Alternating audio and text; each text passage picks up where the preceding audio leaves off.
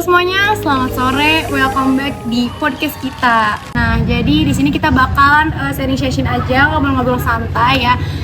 Mengenai kenapa sih sholat itu masih bolong gitu. Kadang kita suka berpikir kayak nanti aja lah gitu. Padahal waktunya walaupun banyak, misalkan kayak sholat isya tapi sering ditunda-tunda kan. Nah, kita bakal bahas di sini.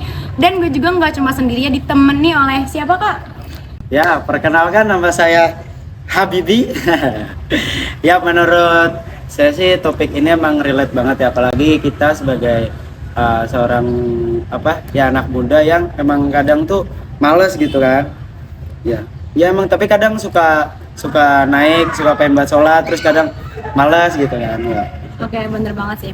Kadang maksudnya kalau misalkan kitanya lagi kayak kium banget ya pasti di jalan, kalau enggak ya udah gitu aja kan. Nah, di sini kalau misalkan menurut lo gimana sih pendapat lo tentang kenapa sih sholat itu masih kayak bolong-bolong gitu? Ya sebenarnya menurut gua mah bukan karena nggak percaya atau nggak mau, tapi karena emang ya sewajarnya manusia aja ya, pasti ada namanya rasa males ya. Ada namanya rasa males, terus sibuk sama nyaman sama diri sendiri, atau ya lupa lah saking sibuknya terus kayak mikir bisa nanti aja gitu, terus akhirnya bablas bolong kayak gitu. Iya bener banget sih. Kadang yang sering relate di Gens itu pasti tentang sholat sholat yang paling lamanya tuh di situ ya kayak. Nah, di sini kita bakal ngebahas tentang ya kenapa sih sholat tuh sering bolong gitu. Dan juga tipsnya dari Kak Habibie nih, gimana sih kita sebagai apalagi kan banyak yang sibuk gitu Iya. kan. Nah, gimana tuh caranya? Apakah kita nih, maksudnya ya sholat itu kan kewajiban ya, kayak gimana tuh caranya kita tuh harus mengedepankan gitu. Ya, jadi kalau menurut saya ya sholat, yang namanya sholat ini kan krusial banget. Kewajiban kita sebagai umat muslim ya. Sebenarnya bukan karena nggak mampu ya, tapi karena orang-orang tuh naruh sholat itu bukan sebagai prioritas utama. Apalagi sebagai kita yang masih manusia biasa yang agamanya belum terlalu kuat juga, kita ngelakuin sholat itu ya hanya sebagai menggugurkan kewajiban. Padahal kita tuh harus naruh sholat itu sebagai priority atau kebutuhan utama kita gitu. Ya bener banget ya.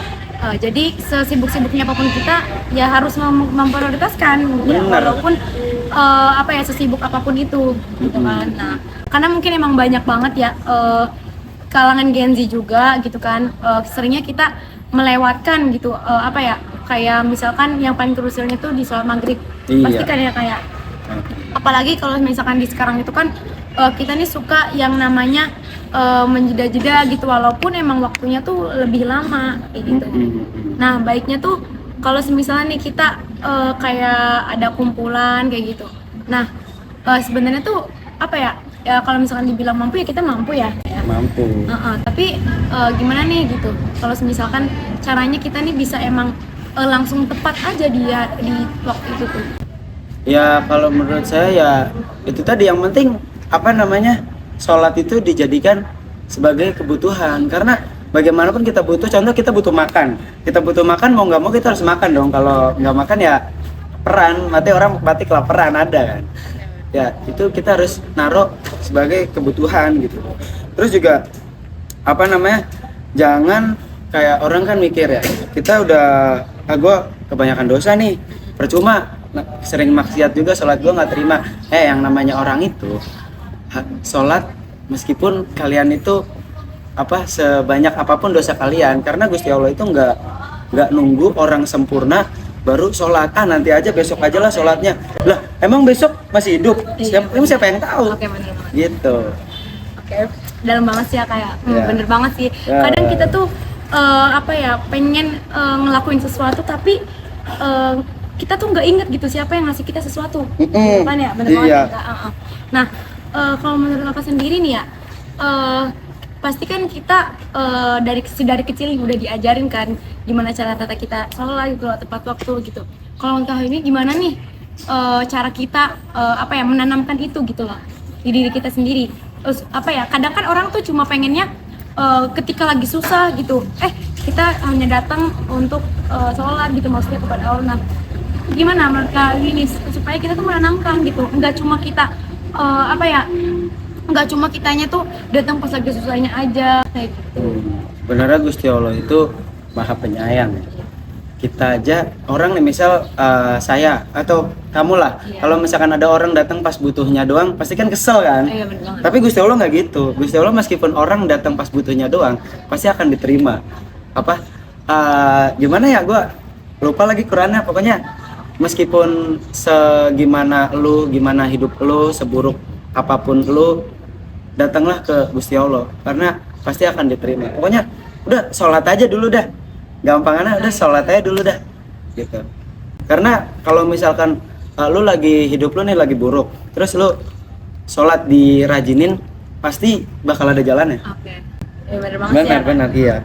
Tapi kalau dipikir-pikir nih ya Kak, pernah nggak sih lihat orang gitu, dia nih sering mendapatkan apa yang dia inginkan gitu, tapi kenapa kayak apa yang dia ingin itu selalu mau gitu. Nah, dibandingkan sama orang yang kita nih misalkan Abi sendiri deh sering rajin sholat, maksudnya ngaji gitu, tapi masih diberi ujian gitu, maksudnya sedangkan yang orang yang nggak pernah sholat itu masih kayak ya udah dikasih apa yang dia mau. Nah, mantu Abi itu gimana? Iya. Jadi kayak orang yang sering maksiat itu tapi iya, malah lebih kaya gitu. Iya. Nah, ya yang namanya hari pembalasan itu pasti ada ya. Orang Gusti Allah itu maha adil, nggak akan Gusti Allah itu ngasih orang susah terus. Itu nggak akan. Kalau misalkan kalian ngelihat ada orang banyak maksiat, terus hidupnya enak-enak aja, duitnya banyak, tiap hari party-party, nah itu pasti akan ada konsekuensinya. Kalau misalkan tidak di dunia, di akhirat berarti konsekuensinya gitu ya, pasti bakal ada. Iya, benar. Pasti bakal ada. Makanya mumpung kalau kata saya nih ya, mending kita susah-susahnya tuh di dunia dulu. Karena kalau misalkan kita susahnya di dunia, udah pasti kita bakal dapat baiknya itu di akhirat. Kalau misalkan kita cuma senang-senang terus nih, itu pasti ada yang salah nih. Pasti kita bakal dapat susahnya juga. Kapan ya, di akhirat nanti gitu. Makanya lebih baik, kalau kata saya mah, lebih baik kita itu dibalasnya di dunia. Iya, benar. Gitu sih. Oh iya sih. Dalam banget sih ya, kayak lagian juga kalau misalkan kita terus mengejar dunia itu nggak ada habisnya gitu kan ya. Jadi sebisa apapun mungkin kita nih harus emang yang bener-bener ya udah jalanin apa yang sebisa mungkin kita lakuin. Nah, tapi aku di sini nih masih bingung nih Kak. Kan mungkin yang nggak sering sholat itu bisa dinamain istidraj gitu, maksudnya Allah tuh ya udah nggak peduli gitu. Ya, itu yang dinamakan istidraj. Tahu aku ya kayak menurut kakak gimana nih? Maksudnya kan Allah itu kan maha pemaaf gitu. Nah, untuk orang yang seperti itu tuh apakah Allah itu masih memaklumi gitu, walaupun bahasa kasarnya mah sudah berperilaku seperti yang ya tidak baiklah oleh penciptanya sendiri gitu. Nah, makanya menurut gua itu kita itu bisa dimulai dari kebiasaan kecil dulu. Contoh kalau misalnya kita lagi nongkrong atau lagi main game, dengar adzan, berhenti sholat dulu, HP-nya ditaruh dulu lah. Paling sholat itu sehari cuma berapa menit kan? Iya, cuma dipanggil 5 kali loh kita loh, sedangkan 24 jam kan sehari. Terus ya intinya kalau misalkan kalian masih banyak susahnya, jangan menyerah untuk bertaubat, karena Gusti Allah itu pasti akan menerima kita yang bertaubat. Kita hamba-hambanya lah. Ya, kita ngasih orang